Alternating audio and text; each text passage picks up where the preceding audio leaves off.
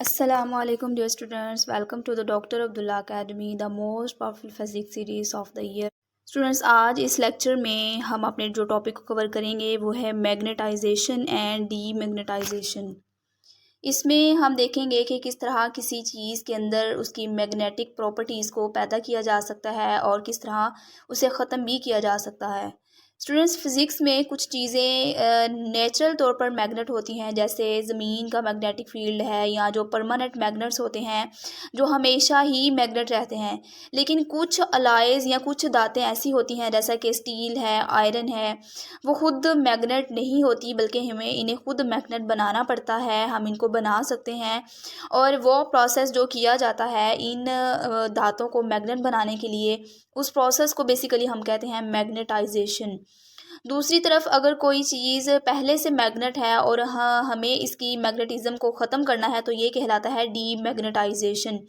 ये दोनों स्टूडेंट जो प्रोसेस हैं ये ज़िंदगी में बहुत इम्पोर्टेंट है, जैसा कि कंपस है और मैग्नेटिक जो भी अप्लायंसेस होते हैं या जो इंजन वगैरह होते हैं उनके अंदर ये दोनों प्रोसेस जो होते हैं ये बहुत ज़्यादा इम्पोर्टेंस रखते हैं।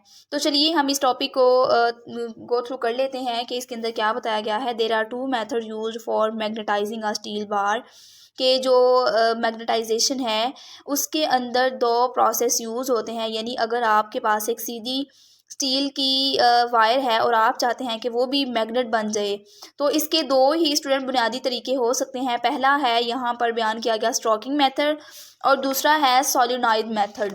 दोनों का मकसद बेसिकली यही है कि स्टील बार जो है उसके जो पार्टिकल्स हैं या जो उसकी डोमेन्स हैं वो सीधी एक ही डायरेक्शन में हो जाए और वो जो वायर है वो एक मुकम्मल मैग्नेट के तौर पर बिहेव करने लगे।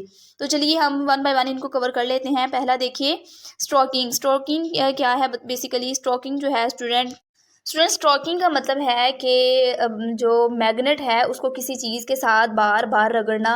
जैसे आपने कभी गौर किया होगा कि जब आप किसी कंघी को स्टैटिकली कपड़ों पर बिल्कुल मुसलसल रगड़ते रहते हैं तो वो जो कंघी है वो बिल्कुल चार्ज हो जाती है। बिल्कुल इसी तरह जब हम बार को किसी मैग्नेट पर किसी एक ख़ास अंदाज में रगड़ेंगे तो वो जो छोटा सा बार है उसके अंदर भी मैग्नेटिक जो रीजन्स हैं या जो मैग्नेटिक उसके अंदर डोमेन्स हैं वो एक ही डायरेक्शन पर अलाइन हो जाएंगी और इसी अलाइनमेंट की वजह से जो बार है वो मैग्नेट के अंदर बदल जाएगा। तो देखते हैं हम इसके अंदर क्या बताया गया है। In this method magnetism is induced in a steel bar, कि इस तरीके के जरिए हम एक स्टील बार के अंदर मैग्नेटिज्म को पैदा कर सकते हैं by using the magnetic field of a permanent magnet, के किसी परमानेंट मैग्नेट को यूज़ करते हुए हम एक स्टील बार के अंदर जो मैग्नेटिज्म है वो इंड्यूस कर सकते हैं। अब स्टूडेंट जो परमानेंट मैग्नेट होते हैं जिनको हमने यूज़ करना है किसी स्टील बार को मैग्नेटाइज बनाने के लिए, उनका अपना एक मैग्नेटिक फील्ड होता है।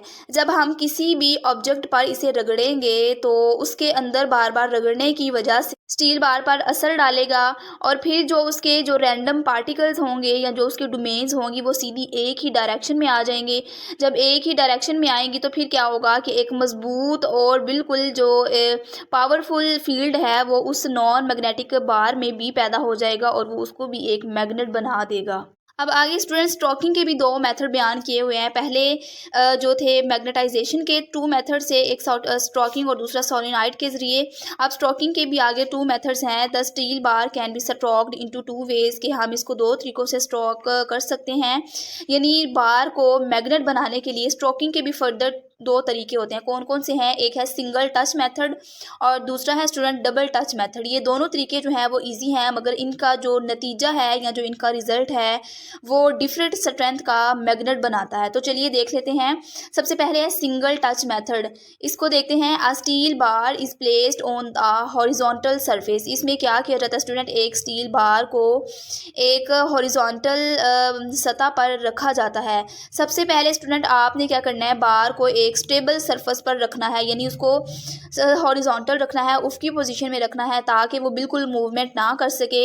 ये स्टेप जो है स्टूडेंट इसलिए भी इम्पोर्टेंट है क्योंकि स्ट्रोकिंग जो होती है वो, ताकि स्ट्रोकिंग जो हमारी स्मूथ और बिल्कुल यकसा रहे और पूरा जो बार मैग्नेट है वो फील्ड में सही तौर पर आ सके, जो हमने परमानेंट मैग्नेट यूज़ करना है उसकी फील्ड में मुकम्मल तौर पर आ सके।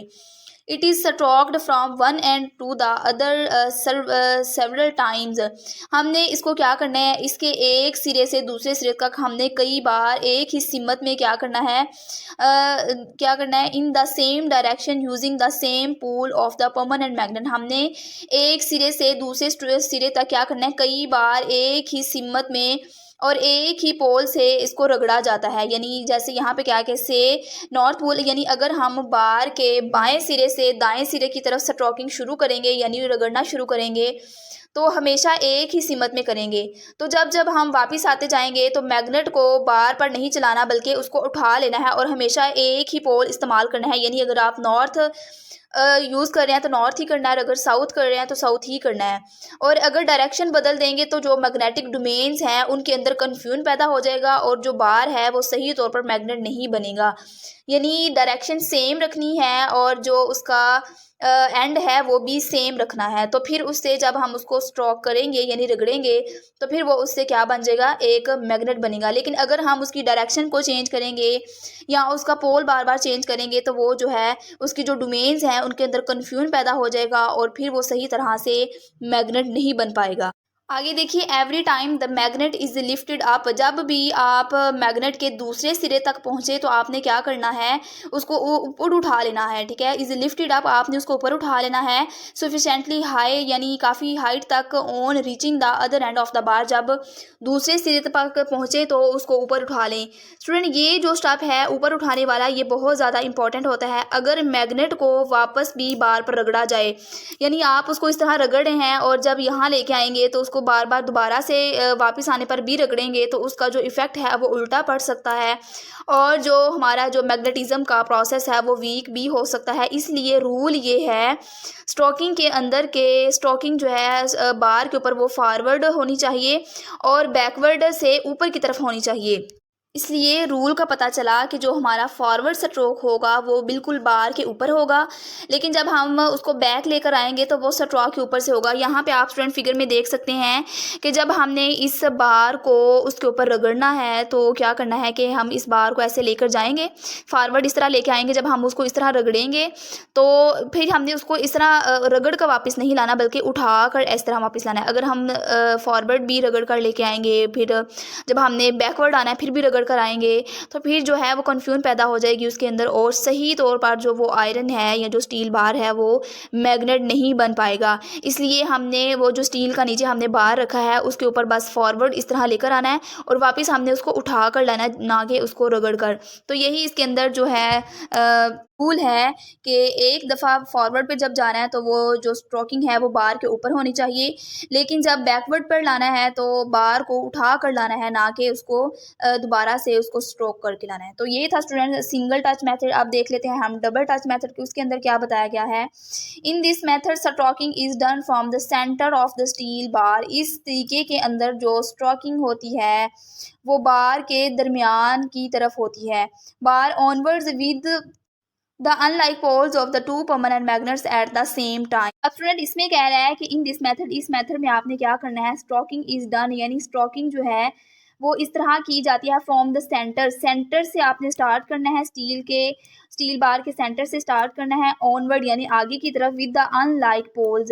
यानी स्टूडेंट इस तरीके में आपने क्या करना है, या जैसे आपको फिगर में नज़र आ रहा है कि ऊपर वाले में हमने सिर्फ एक बार लिया था मैग्नेट का, नीचे वाले में हम क्या करेंगे, दो मैग्नेट्स लेंगे और दोनों के हम जो अपोजिट जो पोल्स है ना उनको सामने कर लेंगे। ये आप देख सकते हैं, ये साउथ पोल है और ये नॉर्थ पोल है। अब दोनों को जो बार है उसके सेंटर में ले आना है, ठीक है, सेंटर में लेकर आना है और दोनों को एक साथ हमने मुख्तलिफ जो मैग्नेट्स के पोल्स हैं उनके साथ हमने क्या करना है, उनको स्ट्रोक करना है। यानी इस तरीके में जो दो मैग्नेट्स इस्तेमाल होते हैं, एक मैग्नेट का नॉर्थ पोल और दूसरे एक मैग्नेट का जो नॉर्थ पोल है वो बार के सेंटर में रखा जाता है और जो दूसरे मैग्नेट का साउथ पोल है वो भी उसके साथ ही वही सेंटर में रखा जाता है। अब दोनों को स्टूडेंट एक साथ आउटवर्ड डायरेक्शन में रगड़ा जाता है। ये आप देख सकते हैं, ये आउटवर्ड डायरेक्शन है, इस डायरेक्शन में उनको स्ट्रोक किया जाता है या रगड़ा जाता है। इससे क्या होता है कि दोनों सिरों पर एक जैसे जो पोल्स हैं वो डिवेल्प होते हैं और जो बार है वो ज़्यादा मजबूती से मैग्नेटाइज हो जाता है। आगे देखिए, this method is more efficient than the first one. ये जो मेथड है यानी जो डबल टच मेथड है, ये पहले वाले तरीके से ज़्यादा इफ़ेक्टिव है, ज़्यादा एफिशिएंट है, क्योंकि आप देख सकते हैं कि यहाँ पर स्टूडेंट दो मैग्नेट्स काम कर रहे हैं, जबकि ऊपर एक मैग्नेट ये काम किया था, और यहाँ दोनों सिरों पर एक ही वक्त में जो पोल्स बन रहे होते हैं, इसीलिए जो बार है वो ज़्यादा जल्दी से और ज़्यादा ताकतवर मैग्नेट बनेगा। ठीक है, ऊपर तो एक मैग्नेट की पावर लगेगी और बार को मैग्नेट बनते हुए ज़्यादा टाइम लगेगा और वो ज़्यादा पावरफुल भी नहीं बनेगा। यहाँ पे चूंकि दो मैग्नेट्स काम कर रहे हैं, इसलिए जो नीचे वाला स्टील बार है वो जल्दी और ज़्यादा पावर वाला मैग्नेट बनेगा। इसीलिए जो सिंगल टच से ज़्यादा इसको इफ़ेक्टिव और एफिशिएंट कहा जाता है। आगे देखिए, इन बोथ द केसेस के दोनों केसेस में क्या होता है, the poles produced at the ends of the magnetised steel bar. दोनों मेथड में जो स्ट्रोकिंग के बाद स्ट्रोकिंग करने के बाद यानी रगड़ने के बाद जो रिजल्ट निकलता है वो क्या होता है कि जो बार है उसके दोनों सिरों पर जो पोल्स हैं वो क्रिएट होना शुरू हो जाते हैं। After stroking are the opposite polarity to that of the stroking pole, जो कि हमेशा स्ट्रोकिंग पोल के क्या होते हैं, अपोजिट होते हैं, उनके मुखालिफ होते हैं। स्टूडेंट, ये भी एक बहुत ज़्यादा इंटरेस्टिंग बात है कि अगर आप बार को नॉर्थ पोल से स्ट्रोक करेंगे तो बार का वो सिरा जहाँ पर स्ट्रोकिंग ख़त्म हुई है वहाँ पर साउथ पोल बनेगा, और अगर आप साउथ पोल से स्ट्रोकिंग करेंगे तो वहाँ नॉर्थ पोल बनेगा। यानी जिस पोल से आप स्ट्रोकिंग कर रहे हैं, बार पर जो पोल पैदा होगा वो उस पोल के अपोजिट होगा, उस जैसा नहीं होगा। यानी अगर आप बार के साउथ पोल से स्ट्रोकिंग कर रहे हैं तो जो स्टील बार पर जो पोल क्रिएट होगा वो नॉर्थ होगा, और अगर आप नॉर्थ पोल से स्ट्रोकिंग कर रहे हैं तो उस पर साउथ पोल जो है वो क्रिएट होगा। तो पता चला कि स्ट्रोकिंग जो पोल होते हैं वो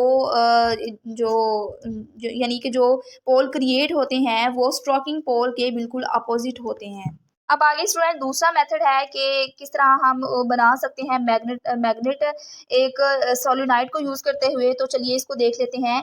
इन this method a steel bar to be magnetised, इस तरीके में एक स्टील बार को हम मैग्नेट बना सकते हैं। Is placed inside a solenoid, किसी सोलेनोइड की वायर के अंदर रख कर। सोलेनोइड, जैसा कि स्टूडेंट हमने पिछले लेक्चर में पढ़ा था कि सोलेनोइड जो होती है वो एक वायर की लंबी कॉइल होती है, और उसके अंदर जो है हम स्टील बार को रखते हुए उसको मैग्नेटाइज कर सकते हैं, जैसा कि आपको यहाँ पे फिगर में नज़र भी आ रहा है कि ये जो है यहाँ पे स्टूडेंट आपको फिगर में नज़र आ रहा है। ये जो मेथड है ये थोड़ा मॉडर्न मेथड है, और इसमें क्या किया जाता है, सोलेनोइड जो होती है वो एक लंबी कॉइल होती है वायर की, जिसमें कई जो चक्कर हैं वो कॉपर वायर के लपेटे हुए होते हैं। यानी वायर जो है वो उसको फोल्ड करके लपेटा हुआ होता है। जब इसमें से करंट को गुजारा जाता है इस कॉइल में से, तो कॉइल जो है वो एक पावरफुल मैग्नेटिक फील्ड उसको पैदा करती है। और चूंकि इस सोलेनोइड के अंदर हमने उस बार को रखा हुआ है जिसको हमने मैग्नेटाइज करना है, तो उस फील्ड का जो असर है वो उस बार पर भी होगा, और उस असर से वो जो बार है वो भी मैग्नेटाइज हो जाएगा। The solenoid should have several 100 tons of insulated copper wire. यानी जो सोलेनोइड की जो कॉइल है उसमें कई 100 जो टर्न्स हैं या चक्कर है वो मौजूद होते हैं, तांबे की तार के या कॉपर वायर के लिपटे हुए होते हैं। जैसे आप यहाँ पे देख सकते हैं, ये जो है इसको वायर को लपेटा गया है, और वायर के जो हैं कई चक्कर हो सकते हैं। जितने ज़्यादा स्टूडेंट्स, अब यहाँ पे कॉन्सेप्ट ये है कि जितने ज़्यादा टर्न्स होंगे उतनी ज़्यादा मैग्नेटिक फील्ड पैदा होगी, और जितनी ज़्यादा मैग्नेटिक फील्ड पैदा होगी उतनी ज़्यादा जो अंदर हमने उस बार को रखा है वो भी ज़्यादा स्ट्रॉन्ग और एफिशिएंट मैग्नेट बनेगा। इसीलिए सोलेनोइड जो होती हैं उनमें हमेशा बहुत ज़्यादा टर्न्स होते हैं, ताकि जो मैग्नेटाइजेशन है वो बहुत ज़्यादा स्ट्रॉन्ग हो और एफिशिएंट हो। और इसीलिए भी ये ज़रूरी होता है कि जो वायर के चक्कर हैं वो आपस में शॉर्ट सर्किट भी ना हो जाए, इसलिए उनको जो उनके टर्न्स होते हैं वो ज़्यादा रखे जाते हैं।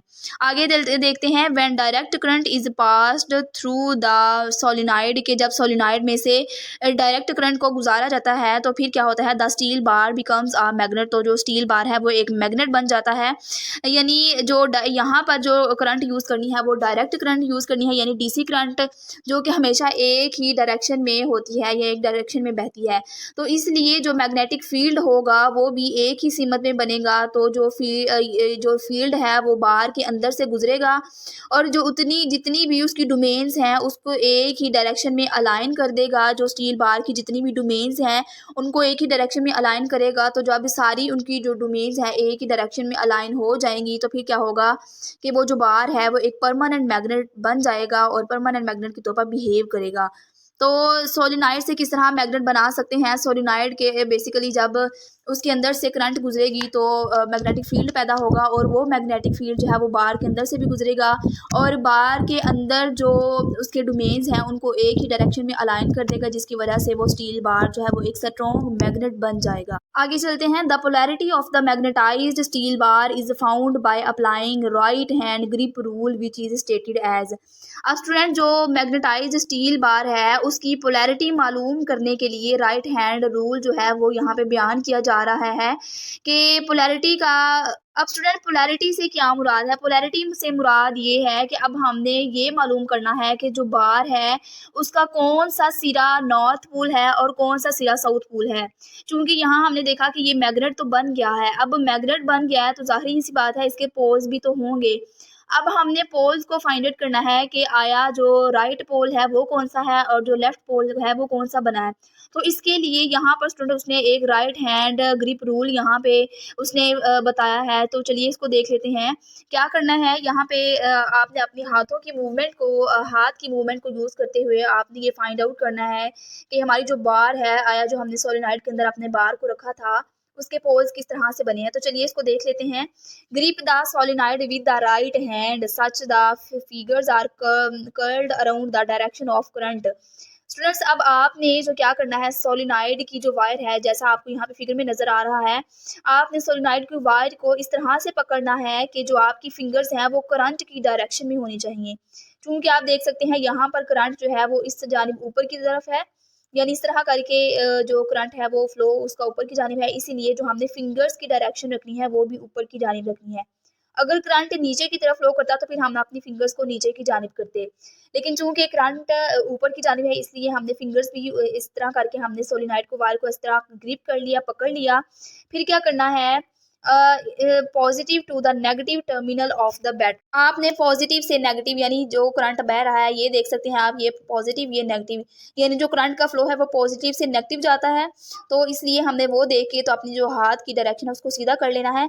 फिर क्या करना है in the solenoid then the thumb point to the north pole of the bar and.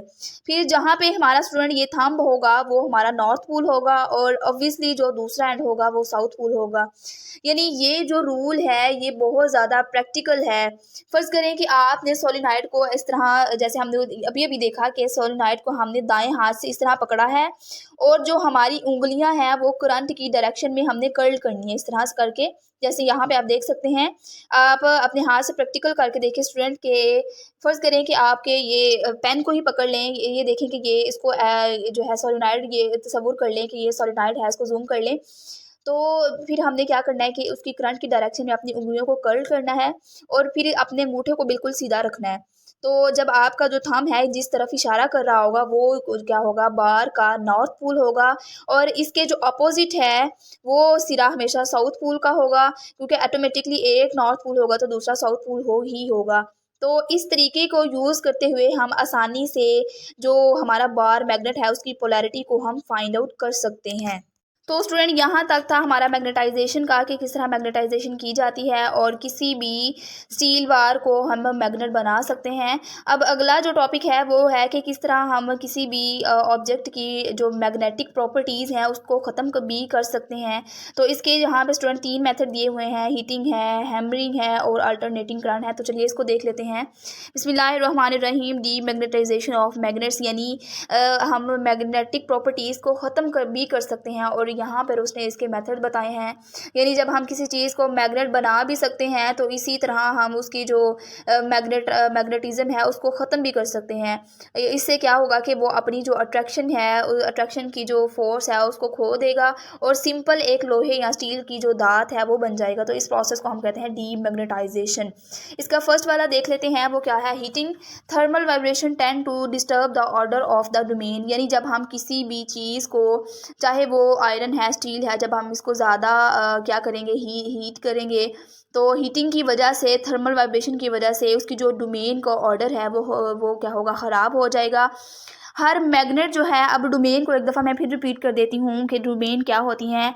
Her magnet के अंदर स्टूडेंट्स छोटे छोटे माइक्रोस्कोपिक लेवल के रीजन्स बन जाते हैं। जैसे हमने यहाँ पे पढ़ा कि 0.1 मिलीमीटर के साइज़ के रीजन्स बन जाते हैं, जिन्हें हम मैग्नेटिक डोमेन्स कहते हैं। जब ये एक ही डायरेक्शन में अलाइन होते हैं तो तब कोई भी चीज़ जो है वो मैग्नेट बन जाती है। लेकिन जो ही इनके अलाइनमेंट के अंदर ख़राबी आती है, यानी इनका जो ऑर्डर है डोमेन्स का वो ख़राब होता है, तो वो चीज़ मैग्नेट नहीं रहती और डीमैग्नेटाइज हो जाती है। तो फिर जब हम हीट करेंगे किसी स्टील को या आयरन बार को, तो उसकी जो डोमेन्स का ऑर्डर है वो चेंज होगा, जिसकी वजह से वो उसकी जो मैग्नेटिक प्रॉपर्टीज़ हैं वो भी डिस्टर्ब होंगी। Therefore if we heat a magnet strongly, यानी अगर हम किसी मैग्नेट को ज़्यादा गर्म करेंगे तो the magnet loses it's magnetism very quickly. तो फिर जो वो मैग्नेट है वो जल्दी से जो अपनी मैग्नेटिज्म की खसूसियात हैं उसको खो देगा। जब मैग्नेट को हीट किया जाता है तो जो एटम्स हैं वो क्या करते हैं, ज़्यादा तेज़ी से मूवमेंट करने लग जाती हैं, उनकी काइनेटिक एनर्जी या उनकी जो थर्मल वाइब्रेशन है वो बढ़ जाती हैं, और जो उनकी डोमेन्स हैं वो बेतरतीब हो जाते हैं या एक दूसरे से हट जाते हैं। नतीजा ये निकलता है स्टूडेंट्स के जो मैग्नेट है वो अपनी जो मैग्नेटिक प्रॉपर्टीज़ हैं उनको खो देता है। इसीलिए जो हीटिंग है वो एक आम और कॉमन तरीका है किसी भी मैग्नेट को डीमैग्नेटाइज बनाने के लिए। तो मैग्नेट को सिंपल तरीके से हम डीमैग्नेटाइज कर सकते हैं, और जो ये हीटिंग है ये एक सिंपल मेथड ही है। दूसरी की तरफ चलते हैं, वो है हैमरिंग। यानी आप किसी भी मैग्नेट को अगर हैमरिंग करेंगे, यानी हथौड़े की मदद से आप उसको जो है बीट करेंगे तो क्या होगा कि वो डीमैग्नेटाइज हो जाएगा। देख लेते हैं, if we beat a magnet, अगर हम मैग्नेट के ऊपर बीट करें, अगर उसके ऊपर मारे हथौड़े के ज़रिए, the domains lose their alignment, के जो डोमेन्स होती हैं वो अपने ऑर्डर को खो देती हैं, एंड द मैग्नेट इज़ डीमैग्नेटाइज्ड, और जो मैग्नेट है वो डीमैग्नेटाइज्ड हो जाता है। तो इस जैसे हमने पीछे पढ़ा कि डोमेन्स क्या होती हैं, डोमेन्स होती हैं वो माइक्रोस्कोपिक लेवल के रीजन्स होते हैं किसी भी मैग्नेट के अंदर। जब वो एक ही ऑर्डर में होंगे तो वो मैग्नेट होगा एक स्ट्रॉन्ग मैग्नेट, और जो ही उसकी डोमेन्स जो हैं वो अपने आप की जो अपनी अलाइनमेंट को खो देंगी तो मैग्नेट की जो मैग्नेटिक प्रॉपर्टीज़ हैं वो भी जो है ख़त्म हो जाएंगी। तो जब हम ऊपर से उसको बीट करेंगे किसी हैमरिंग्स उसके हथौड़े की मदद से, तो जब उसको हम बार बार जो है मारेंगे या झटके देंगे तो क्या होता है कि इसके अंदर के जो माइक्रोस्कोपिक लेवल के जो डोमेन्स होती हैं वो हिल जाते हैं, अपनी एक ही जो डायरेक्शन है उसके अंदर नहीं रहते, उनकी डायरेक्शन डिफरेंट हो जाती है। इसकी वजह से जो मैग्नेटिज्म है या जो मैग्नेटिक प्रॉपर्टीज़ होती हैं किसी भी मैग्नेट की वो ख़त्म हो जाती हैं। It is also called the hammering, इस अमल को हम हैमरिंग भी कहते हैं। यानी सिर्फ हीट के ज़रिए ही हम मैकेनिकल हीट के ज़रिए ही हम जो है डीमैग्नेटाइज नहीं कर सकते किसी भी मैग्नेट को, बल्कि हम हैमर से यानी हथौड़े की मदद से भी हम जो है उसको मैग्नेट को मैकेनिकल डीमैग्नेटाइज कर सकते हैं। ये था हमारा दूसरा मेथड। अब हम चलते हैं तीसरे मेथड की तरफ, जो कि क्या है, अल्टरनेटिंग करंट, यानी एसी करंट के ज़रिए भी हम किसी भी मैग्नेट को डीमैग्नेटाइज कर सकते हैं।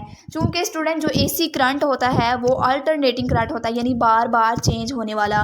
तो जब वो करंट किसी मैग्नेट के अंदर से गुजरेगा, जो कि करंट बार बार चेंज हो रहा है, करंट के चेंज होने की वजह से जो उसका मैग्नेटिक फील्ड है वो भी चेंज होगा, और मैग्नेटिक फील्ड के चेंज होने से जो डोमेन्स का ऑर्डर है वो चेंज होगा, जिसकी वजह से जो ये मैग्नेट है वो डीमैग्नेटाइज हो जाएगा। तो इसको देखते हैं। When an alternating current is flowing through a long solenoid, a magnet moved out slowly from inside of the solenoid is डीमैग्नेटाइज्ड।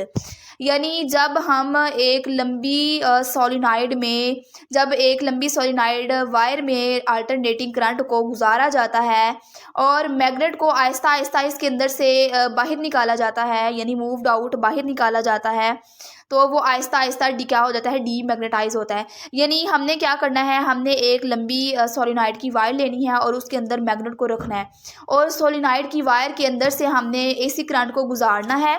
तो जब जूं जूं करंट गुजरेगा वैसे वैसे हमने क्या करना है, जो बार मैग्नेट हमने उस सोलेनॉइड के अंदर रखा था उसको हमने आहिस्ता आहिस्ता बाहर की तरफ निकालना है। जैसे आप फिगर में देख सकते हैं, ये बार मैग्नेट है और ये सोलेनॉइड वायर है। हमने इस वायर के अंदर जो है सोलेनॉइड के अंदर हमने एसी करंट को गुजारा है और फिर हमने क्या करना है, मैग्नेट को बाहर की तरफ मूव करवाना है आहिस्ता आहिस्ता, और जूँ जूँ ये आहिस्ता आहिस्ता बाहर निकलेगा तो वैसे वैसे ये डीमैग्नेटाइज होता जाएगा। अब स्टूडेंट जो एसी है, मैंने जैसे आपको पहले भी बताया कि जो एसी है वो अल्टरनेटिंग करंट कहलाता है, यानी जो अपनी बार बार करंट की डायरेक्शन को चेंज कर रहा होता है। और जब सोलेनॉइड के अंदर से एसी करंट गुजारा जाता है तो जो उसके अंदर मैग्नेट है, जो उसके अंदर मैग्नेट हमने रखा, वो बार बार करंट के गुजरने की वजह से उसकी जो डोमेन्स होती हैं वो बार बार डिस्टर्ब होती हैं और कन्फ्यूजन उनके अंदर पैदा हो जाती है और वो जो अपनी अलाइनमेंट है उनको खो देती हैं, जिसकी वजह से वो मैग्नेट मैग्नेट नहीं रहता बल्कि वो मैग्नेट डीमैग्नेटाइज हो जाता है और अपनी मैग्नेटिक प्रॉपर्टीज़ को खो देता है, क्योंकि उसकी जो डोमेन्स हैं वही डिस्टर्ब हुई हैं। तो स्टूडेंट हमने डीमैग्नेटाइजेशन के जितने भी मेथड पढ़े हैं, 3 मेथड, इनमें बेसिकली हीट के ज़रिए, हैमरिंग के ज़रिए और एसी करंट गुजरने की वजह से जो मैग्नेट के डोमेन्स हैं बेसिकली वही डिस्टर्ब होते हैं। और हमने पढ़ा कि डोमेन्स की वजह से ही कोई मैग्नेट होता है। जब डोमेन्स जो एक ही डायरेक्शन में अलाइन नहीं रहेंगी तो मैग्नेटिक प्रॉपर्टीज़ भी ख़त्म हो जाएंगी। तो स्टूडेंट यहाँ तक था हमारा टॉपिक। आई होप कि आपको ये वाला टॉपिक अच्छे से समझ आया होगा। अगर कोई भी कन्फ्यूजन रह गई हो तो आप कमेंट्स में पूछ सकते हैं। तो मिलते हैं नेक्स्ट वीडियो में जो कि हमारी होगी एप्लीकेशन के ऊपर। तो तब तक के लिए अपना ख्याल रखिएगा, अपने प्यारों का ख्याल रखिएगा। अल्लाह हाफिज़।